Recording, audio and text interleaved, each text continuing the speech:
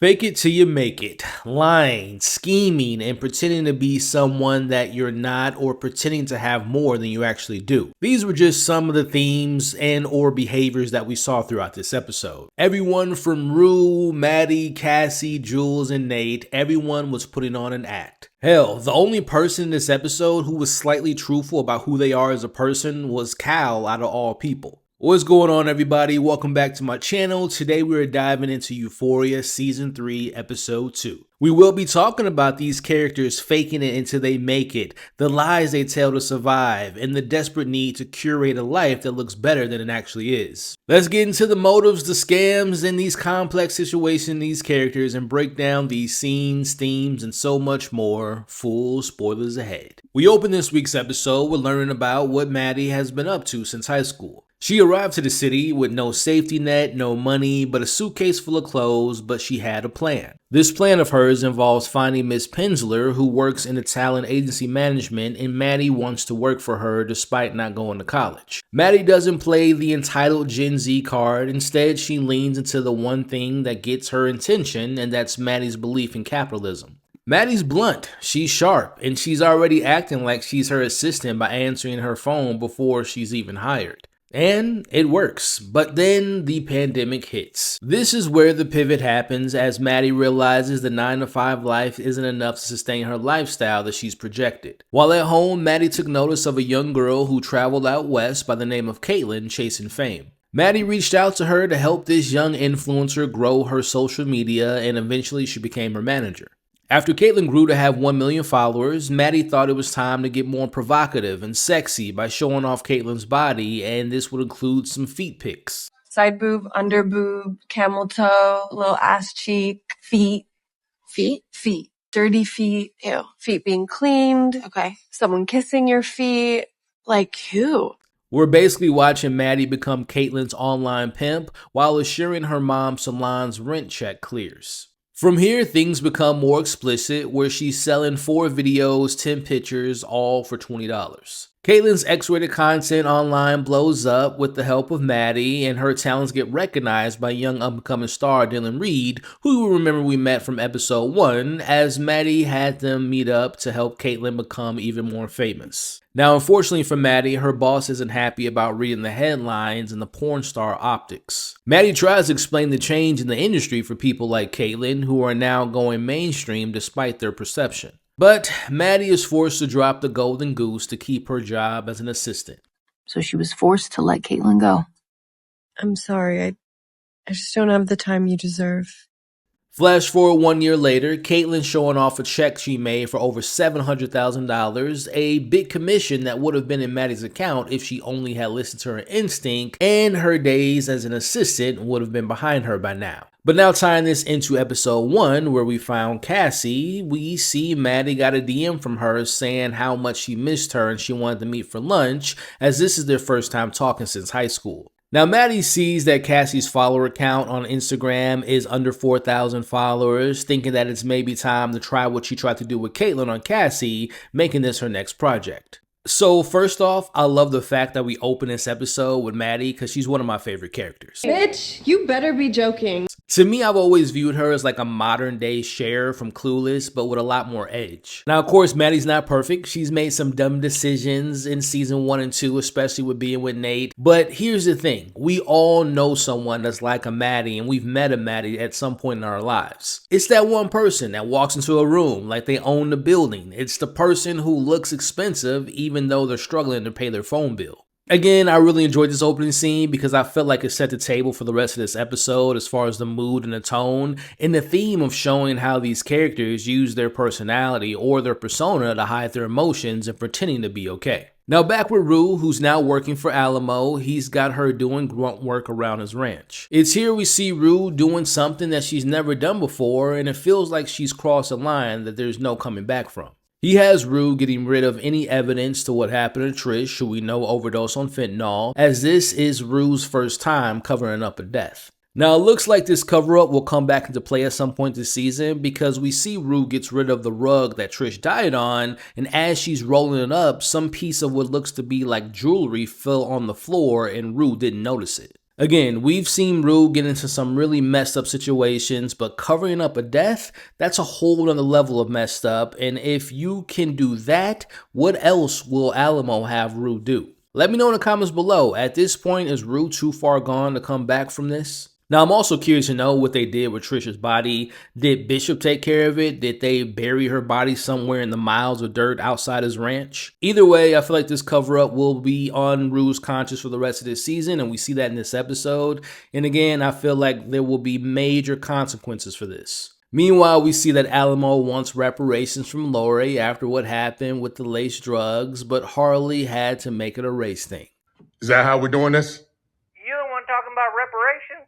Last week I had mentioned, did Wayne or Faye purposefully sabotage the product and want to blame it on Rue? Well, I somewhat got that a little bit right. We flash back to before Rue dropped off the package at Alamo's and see that it was a mistake to have the products laced with fentanyl. Faye accidentally forgot to clean off the scales, and unfortunately it got mixed in with the ecstasy that Trish took. Now Alamo doesn't want money from Laurie, instead he wants Rue, but we know how much Rue is in debt to Laurie, so she's not having it. But since they killed one of his products in Trish, he's taking Rue, and the beef between these people begin. Now Rue going from one bad situation into another, going from one bad person to another, this is the deal with the devil that we talked about last week. Rue's trade-off is that she's out from under Laurie's thumb for now, but she's just moved into a different kind of cage. Now after the cleanup, Alamo gives Rue $300 in a promotion, and he sends her to a strip club by the name of the Silver Slipper. Now Rue gets the rundown of what they offer their clients and the rules of the strip club, all given to her by a new character by the name of Big Eddie, played by Kadeem Hardison. Shout out to Dwayne from A Different World. But also, for those who grew up on the Disney Channel, Kadeem played Zendaya's dad on KC Undercover. Then from the Disney Channel Saving the World of Spies, moving on to HBO selling drugs at a strip club, man, time flies. Now as Big Eddie gives Rue more rules, we see Rue is distracted. She spots a dancer by the name of Angel, a perfect name to go along with the more religious theme so far this season for Rue, but this Angel ain't here to spread the gospel of God.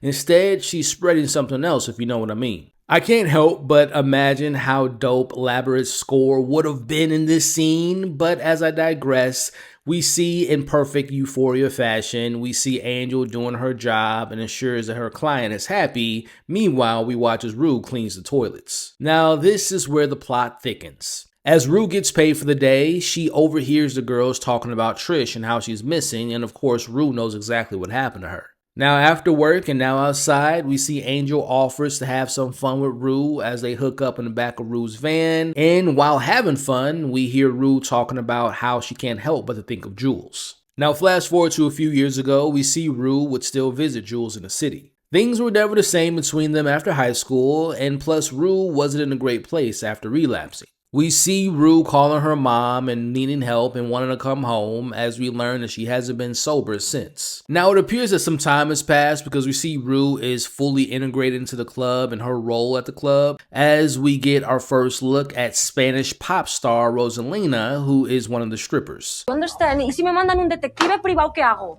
¿Eh? Who are you talking to? I don't speak Spanish. Get out there and make this money. We're gonna have a real problem. Déjame llevarlo. Let me wear it. Please, take your broke neck ass out there and get this money.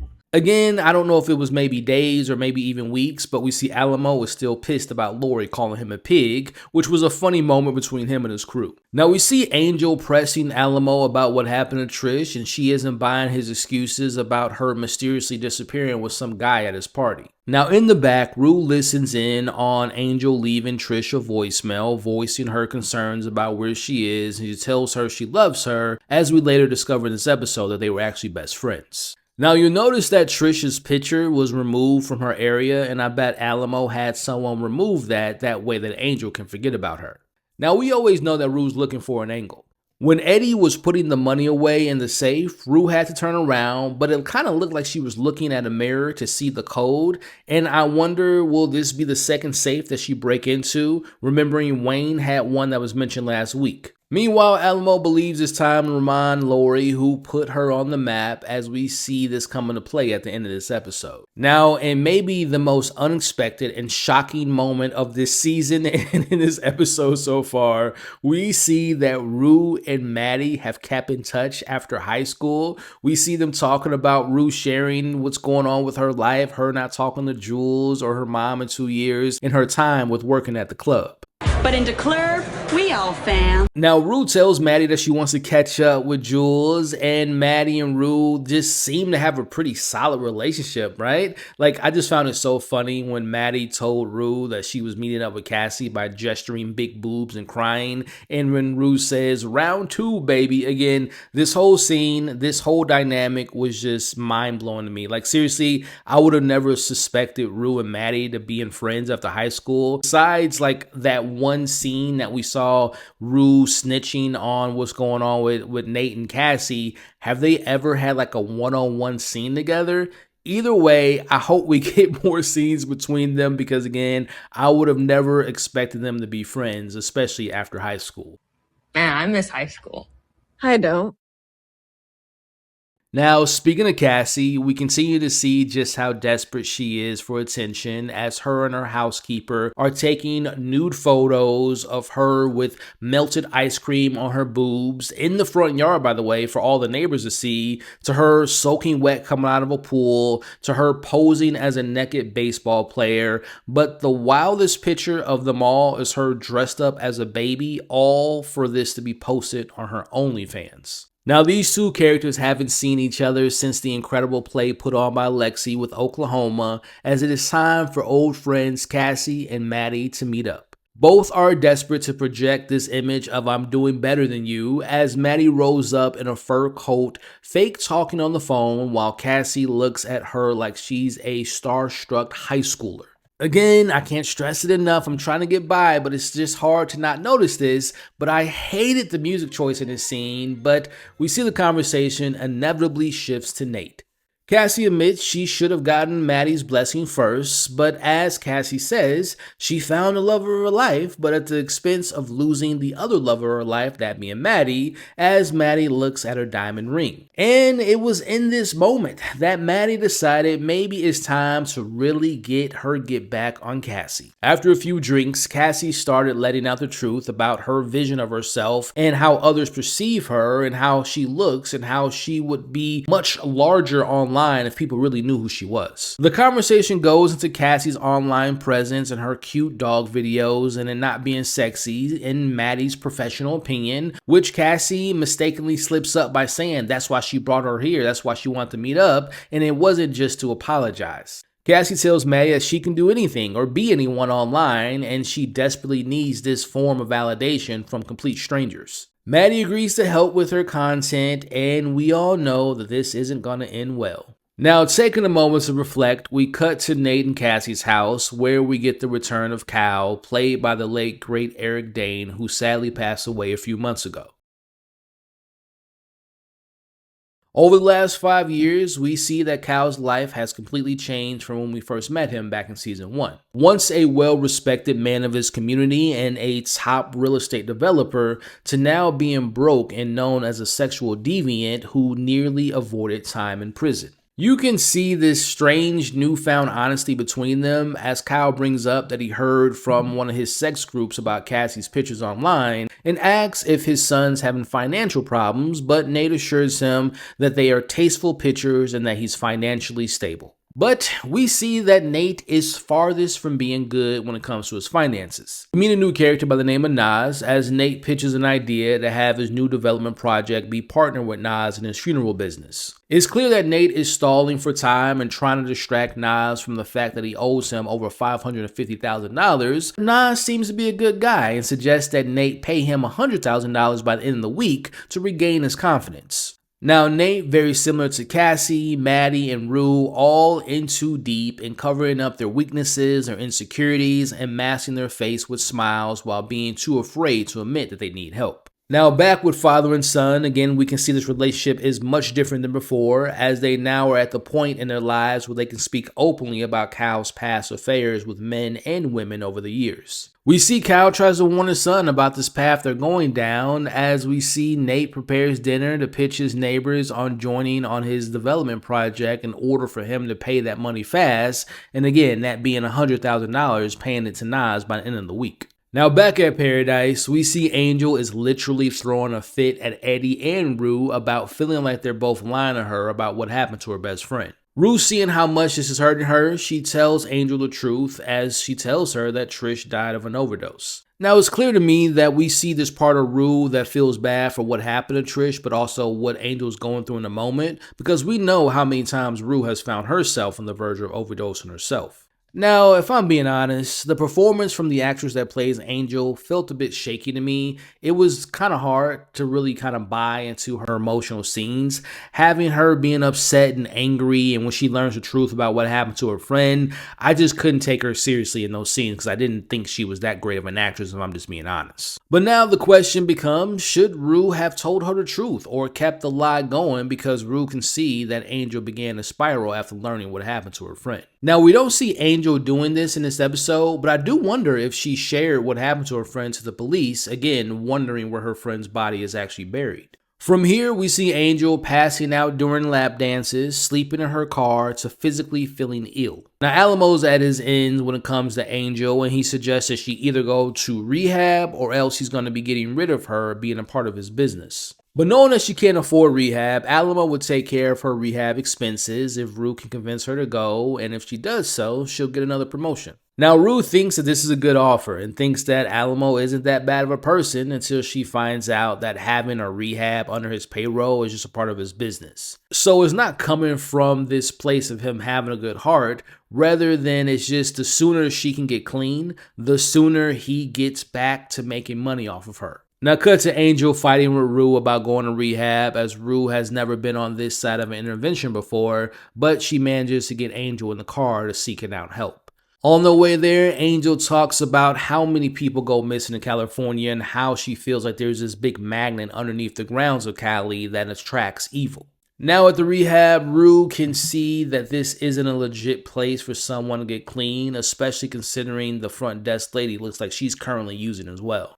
Despite knowing this place isn't properly served, we see Rue lets Angel check in. Again, I can't help but to wonder, is Rue actually doing this because she wants this promotion, or is she doing this because she thinks that any rehab is better than no rehab? Now, at the same time, I can't help but to think of the butterfly effect. Think about it. If Rue hadn't owed Laurie money, she wouldn't have had pulled Faye into the drug game. If Faye would have been focused, Trish would still be alive. If Trish was still alive, Angel wouldn't be checking into this sketchy rehab. As you all can see, it all leads back to Rue's choices. Now, as Rue is back in the van and she's checking in with Bishop, we see the camera cuts to a lingering shot. As we can see, Rue is being watched. Now, if the trailers are any hint, we know that Rue will be into a interrogation scene, so it's safe to assume that these are probably police that are watching her. Now, later that night at the party, we see Nate in his full used car salesman scamming mode. We see him talking to his neighbors and convincing them that his latest business venture is a can't-miss opportunity. Meanwhile, Cassie is over in the corner acting like she's showing off family photos, but they're actually her OnlyFans content. We watch her explaining the baby fetishes her fans have, and it just horrifies her neighbor. Now, that same neighbor who we met last week runs straight to her husband, who is actually suspicious. While the husband thinks Nate's business is booming, the wife is rightfully concerned that the math isn't mathing for the wedding budget. Now back inside, we see Nate demand to see Cassie's phone. As we watch them argue in front of the wife who told her husband about Cassie's OnlyFans, we see Nate promises to getting the flowers as long as she deletes her account, and without any pushback, she deletes it, and she couldn't be happier to get her $50,000 worth of flowers at her wedding. Now in bed, Nate expresses that he hopes their relationship will be different from how he was raised in a house full of secrets, as he wants to be honest with each other. Meanwhile, I'm sitting here thinking to myself, you're sitting here lying about the money issues you have. She's sitting here lying about wanting to be online and getting attention online. we can see that they're building a future of pure insecurities and lies. Now, in the name of honesty, we see Cassie tells Nate that Maddie, or as he calls it, his Maddie, are friends again and that she is helping her out. Nate wonders what Maddie's end goal is, but Cassie didn't see it other than friends reunited, and she tells her husband-to-be that Maddie is coming to their wedding. Now, back at Laurie's, we see while Wayne and Faye are having sex. By the way, the tattoo on his chest and the flag on his wall shows that the apple doesn't fall too far from the tree for both Harley and Wayne, being racist pieces of what's falling on the floor upstairs. Wayne, Harley, and Laurie find a pig dropping shit on the floor. They eventually get the pig out, but they learn it was Alamo who let the pig in the house for payback for calling him a pig earlier in the episode. Now, to me, having a pig be in the living room was more of a prank more than it was like an actual serious threat,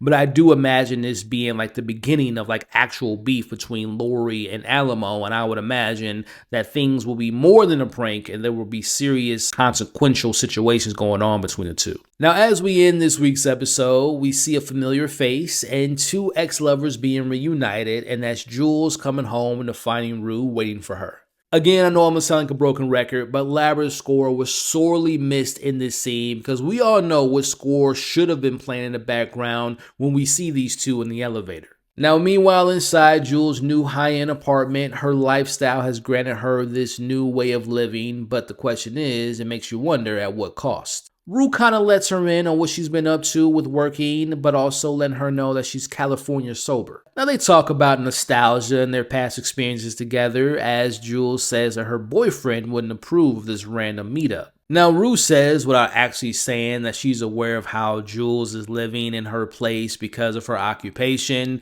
and how this so-called boyfriend of hers is living a double life, very similar to Jules' past with Cal. Now, Rue flirts with Jules, but Jules isn't playing this game like things are the same between them, but looks like things haven't changed much as Jules invites Rue to join her in the shower, and Rue gets up immediately and gets exactly what she came here for from Jules, and that is pleasure in the form of escaping her pain and her reality, just like old times. Honestly, watching these characters is like watching a slow motion car crash. Everyone is pretending, everyone is scamming, they are all just terrified of being alone in their own thoughts. Rue is performing this recovering act while hiding her true internal state. Jules is performing stability to stay afloat. Nate is performing control while his world continues to crumble behind closed doors. It's all theater, it's all scam. They are all desperately trying to convince the world and themselves that they have made it,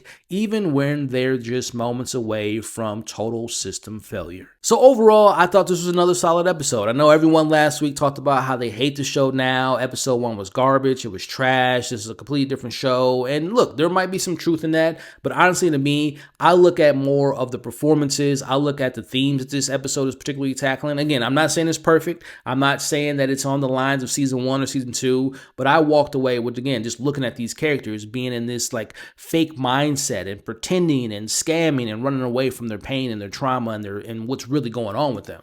Right now, for me, I'm really interested in Rue's story because, again, I feel like she's crossed a line that's going to be impossible to come back from with covering up what she did with Trish and how that's going to have consequences in her relationship with Laurie and obviously what's going on with Alamo and now Angel in the mix and Eddie in the mix. So, like, right now, Rue's plot is the most interesting, but I'm not going to lie, as far as the drama and all that stuff goes, what's going on with Maddie and, of course, Cassie and Nate, that's becoming really interesting to me. Obviously, we didn't get any of Lexi's story, but also getting the return of Jules. That's going to be exciting to see. How does she get in the position of becoming a sugar mama, right? Or a sugar baby, I should say. And speaking of baby, Cassie, those photos, I don't know what to say and what to think of not only Sydney Sweeney putting herself in that position, which, by the way, I saw some people commentating like, why is she allowing Sam Levinson? Like, she's a grown adult, y'all. She's an actress. She does what she wants. She obviously read the script. She obviously is on screen doing what she wants to do. So I'm not in that mindset. But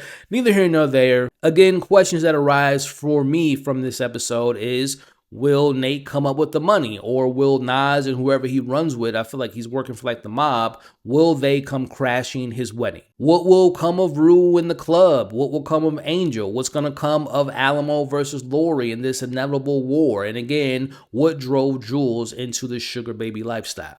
Again, for me, I've enjoyed these episodes for the most part, episode 1 and 2. My biggest issue has been the lack of Labyrinth's score, and, you know, some of the vibe isn't the same, but nonetheless, again, I've enjoyed these episodes. But I want to know what you all thought of episode 2. What worked? What didn't work? What plot are you more interested in? What deeper meanings? What themes? What theories do you all have? Let's talk about it all in the comments below. With that being said, that will conclude my breakdown of Euphoria Season 3, Episode 2. Again, I want to thank you all for watching or listening to this week's breakdown. If you all have made it to this point of the video and the breakdown, I appreciate you all. Do me a favor, put in the comments right now, #MakeBelieve. Now, if you all are watching this on YouTube, do me a favor, consider hitting that like button if you enjoyed this breakdown. Once you hit the like button, there's a hype button that pops up, which allows this video to spread out to new viewers. So if you all can not only hit the like button, but hit the hype button, share your thoughts in the comments below, share the video to anyone you know that loves talking about this show, and consider sticking around by subscribing to the channel today. If you are listening to this via podcast, Apple Podcasts, or Spotify, I appreciate my podcast listeners out there. Do me a favor, leave your thoughts on the episode in the comments below, but also consider following the podcast, and I would love it if you all can leave me a 5-star review. Alrighty, y'all, thank you again for listening or watching to my breakdown. I will be back talking about episode 3, which I'm excited to see what it has to offer. But in the meantime, don't forget, you all are awesome, stay safe, and I'll catch you all on the next breakdown.